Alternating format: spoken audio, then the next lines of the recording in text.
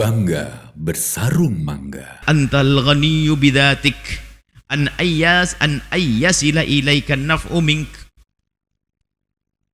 Engkau adalah zat yang maha kaya. Zat yang maha kaya, kayanya kaya zati. Memang zat maha kaya. Kalau kita kaya karena dikayakan oleh Allah. Kita punya kekuatan karena diberi kekuatan oleh Allah. Tapi kekuatan Allah zati. Zatnya Allah maha kuat. Zatnya Allah maha kaya. Engkau maha kaya ya Allah. Dengan kemahakayaanmu itu ya Allah. Dengan kemahakayaanmu itu ya Allah. Tidak memerlukan sesuatu.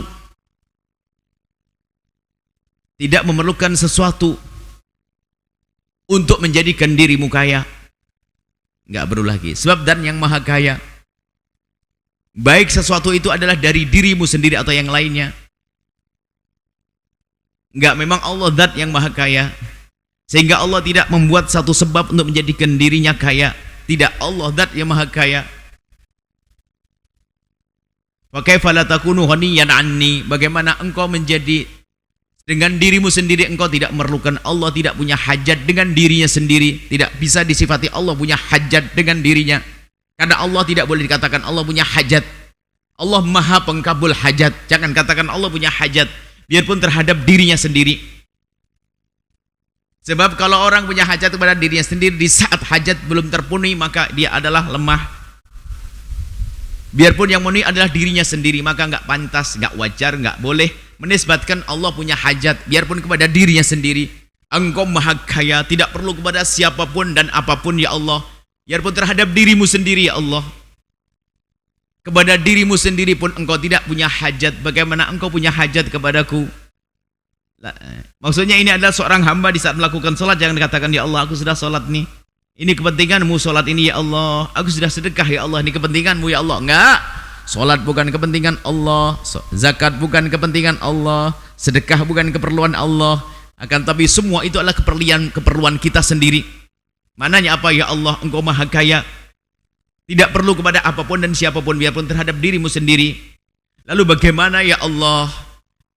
Bagaimana mungkin aku menduga atau meyakini engkau punya hajat kepadaku, hajat kepada amalku? Sehingga dalam satu hadis disebutkan bahwasanya seandainya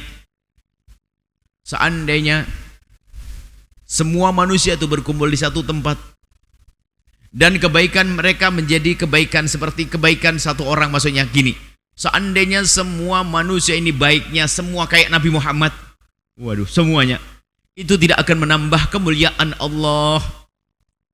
Atau sebaliknya, jika semua manusia jahat kayak Abu Jahal semuanya, tidak akan mengurangi kemuliaan Allah. Kemuliaan Allah dzati tidak ada yang menjadikan nambah atau berkurang. Kemuliaan Allah mulia yang maha-maha. Kekayaan Allah kekayaan yang maha kaya. Tidak ada kekayaan Allah bertambah karena si fulan jadi kaya lalu Allah menjadi kaya karena kekayaan si fulan, tidak. Makna daripada hikmah ini agar menyadarkan kepada kita bahwa di saat kita melakukan sesuatu kebaikan, jangan katakan bahwa ini kepentingan Allah, tapi yang harus kita sadari bahwa ini kepentinganku untuk keselamatanku, untuk kebaikanku. Kebaikanku waktu berada di dunia, kebaikanku nanti di saat menghadap kepada Allah Subhanahu wa taala.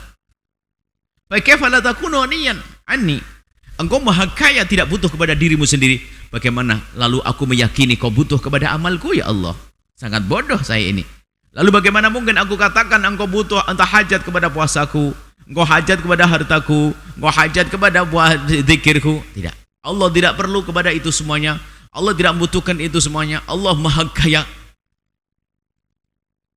Lalu apa yang terjadi setelah itu seorang hamba yang menyadari makna ini?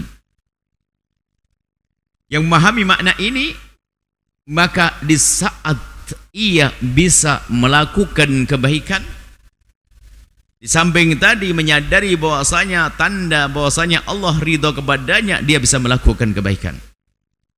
Kemudian setelah dia bisa melakukan kebaikan, di saat dia bisa melakukan kebaikan karena sadar bahwasanya kebaikan ini adalah karunia dari Allah, maka tidak akan dia menjadi orang yang ujub berbangga dengan amalnya. Karena dia menyadari bahwasanya aku bisa begini adalah karena Allah. Kemudian tambahnya setelah itu adalah begitu mudahnya dia untuk merasakan ketulusan keikhlasan. Bahwasanya Dia berbuat baik ini karena kekuatan yang telah Allah berikan kepadanya, sehingga dia bisa berbuat baik.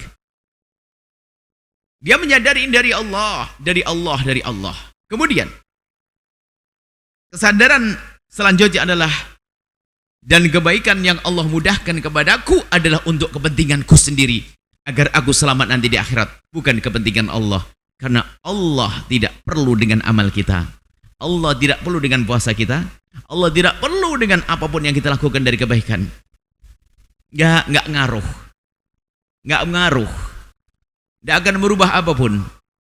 Kemahakayaan Allah, kemahamuliaan Allah tidak akan bertambah dengan kemuliaan hambanya. Dan Allah tidak akan berkurang kemuliaannya hanya karena jahatnya hambanya. Tidak, nggak ada urusannya. Ini yang dihadirkan oleh Imam Ibn Attal As-Sakandari, agar di dalam penghambaan kita kepada Allah semakin jelas. Tidak sombong mengatakan Allah ridho karena aku telah berbuat begini. Oh tidak, jangan katakan itu. Akan tapi katakan bahwa apa yang kau lakukan dari kebaikan itu tanda bahasanya Allah milihmu, Allah ridho kepadamu. Kemudian setelah itu yakini bahwa kebaikan yang kau lakukan ini kepentinganmu sendiri, bukan kepentingan Allah. Selagi ada kepentingan dirimu sendiri, maka yang serius demi keselamatanmu. Orang berbuat jahat semua nggak akan ada ngaruhnya kepada kekuasaan Allah. Maka jangan sampai jahat, rugi kemaslahatanmu, kebaikanmu di akhirat nanti. Inilah yang bisa kami hadirkan pada kesempatan ini. Ini munajatnya Imam Ibn Attal As-Sakandari rahimahullah ta'ala. Wallahu a'lam bissawab.